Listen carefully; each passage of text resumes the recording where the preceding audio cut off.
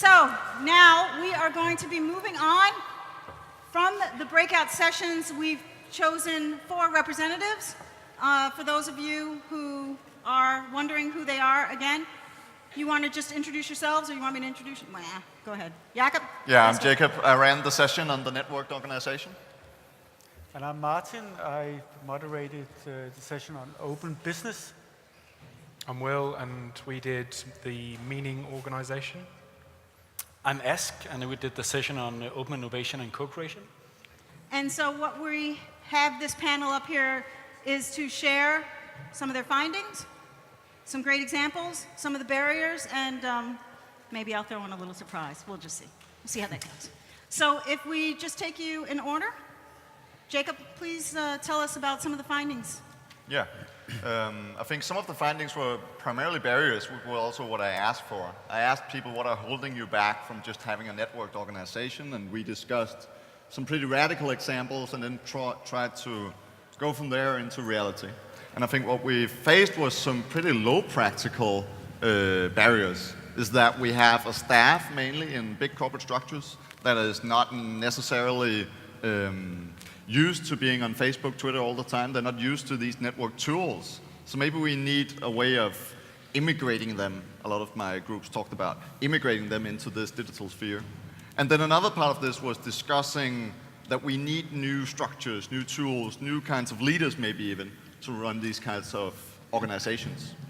So I think it was barriers that we focused on a lot. And then when we came to solutions, it was pretty different what we looked at and what examples we looked at. Everything from Steve Jobs, which could look extremely controlled and not networked, but I think we rephrased him into being a network leader, into kindergarten teachers and so on. That was pretty broad. Okay. Mm-hmm. Can you elaborate a little bit? You went from Steve Jobs to the kindergarten teacher? Yeah, just to say that we went from big corporate CEOs to like people that you knew when you grew up as network leaders. And I think we also rephrased it a bit from being like a network organization to being a network-based organization. Okay. Mm-hmm. We're just going to go through and Martin, share with us some of your findings. Yeah, we had 2 interesting discussions about open business models.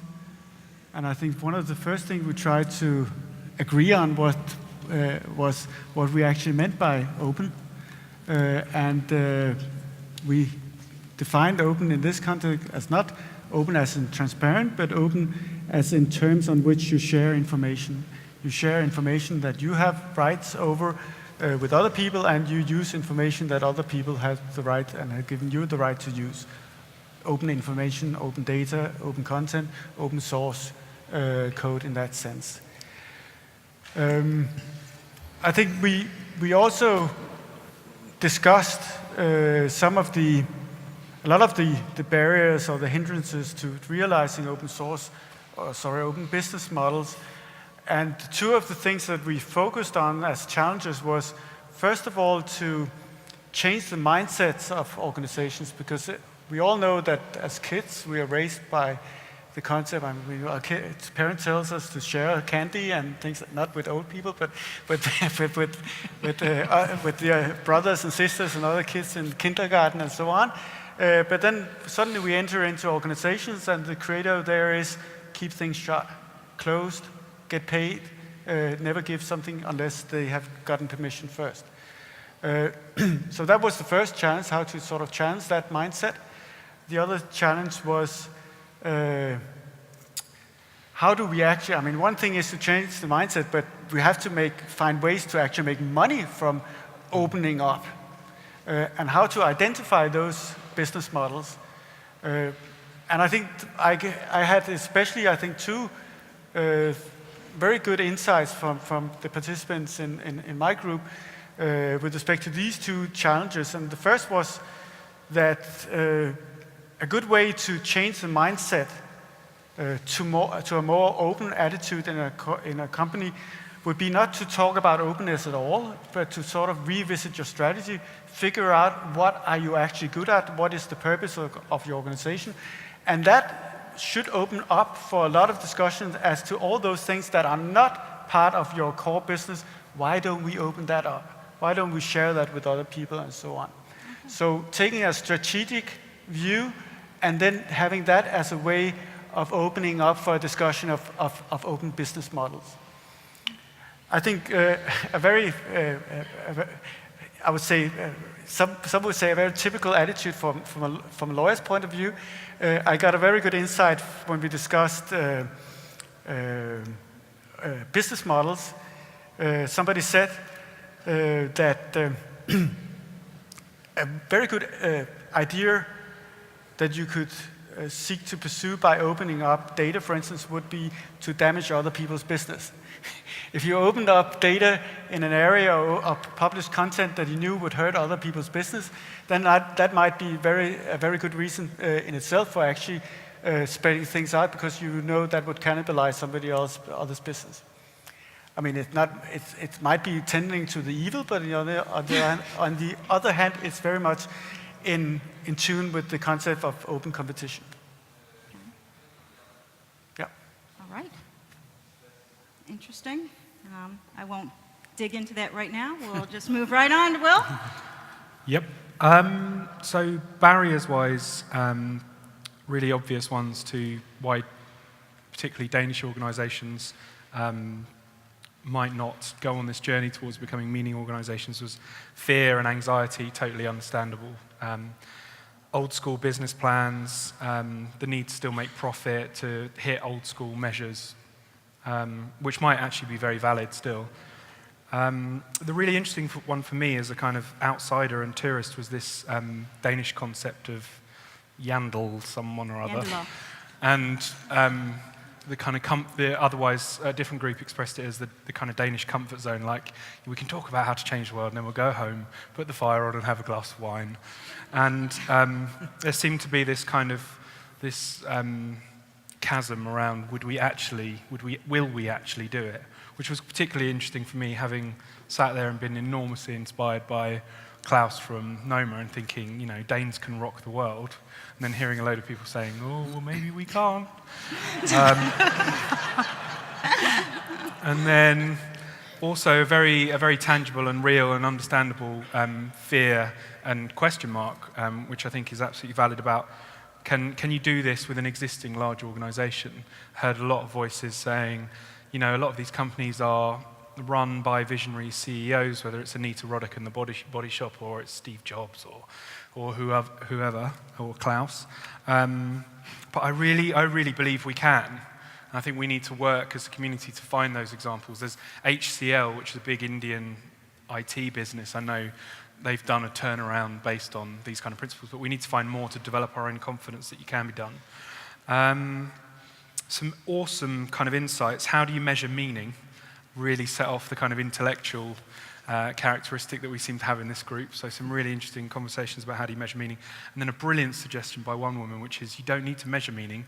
Just ask people at the end of the day, was your work meaningful? And if they say it was, then it was. That's a really good kind of hack. How do you get belief from the people? And then conversely, how do you get senior management to buy into this? Totally, understandable concerns. How do you marry the purpose of many people? That sounds like a really interesting challenge. And we talked about how Zappos pay people to leave after the induction. So I think perhaps in the next sort of 10, 15 years, we're going to see more of these filtering mechanics for getting people out as much as getting people in. Amazing concept stroke new buzzword of the day, meaning chains. So if you've got value chains, how does meaning filter down through a supply chain and build and grow? And I think at first you could say, oh, that's a load of kind of buzzword bullshit. But then when you think about what Klaus was saying about terroir and the territory and the unique Nordicness that we have in cuisine, and if you think about the journey that some of that food goes on before it goes on a plate, then in a way that is a meaning chain. I think that's pretty cool. Lastly, very quickly, some examples of organizations. Groundfuss came up. Yeah. How do you say that? Groundfuss. Came up a lot. They came up a lot. Unilever Ashanti project. Danish Rocket Guys. They came up. And specialists. Specialisten? Yeah, they were. Specialist. Yeah, they were cool. They were a recurrent theme. And then last few things where the guy from Roskilde's point about, let's just do it.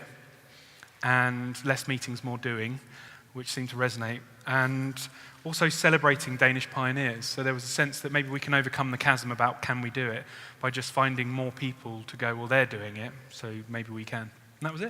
It was really good, though. Very smart people. Right. Thank you.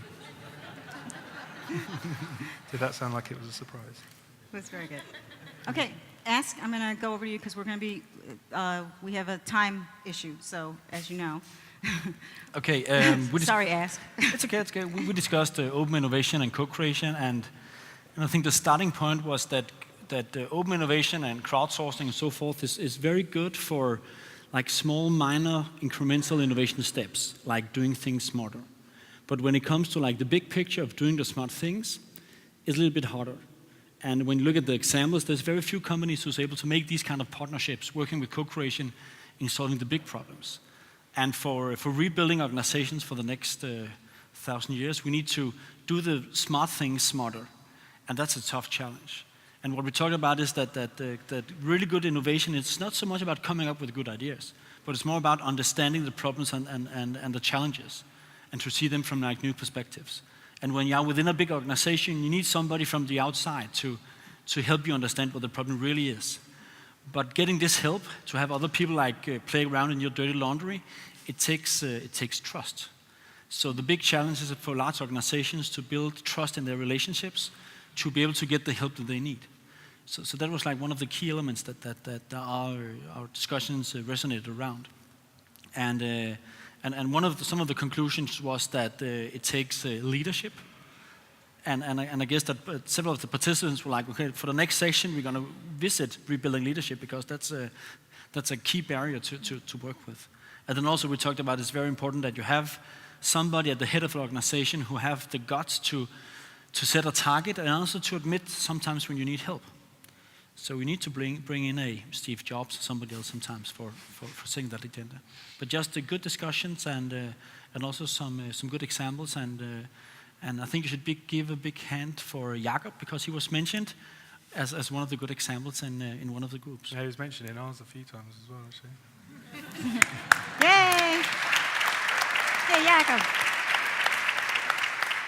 Well, that was just a short kind of overview of 4 of the sessions, which I couldn't have actually planned it any better, because I think as some of the things you mentioned kind of connects all the other things, and at least to my mind, and that to create better meaning, you need to have more better, concrete, open business models that are better networked. So how was that for wrapping a bow around it?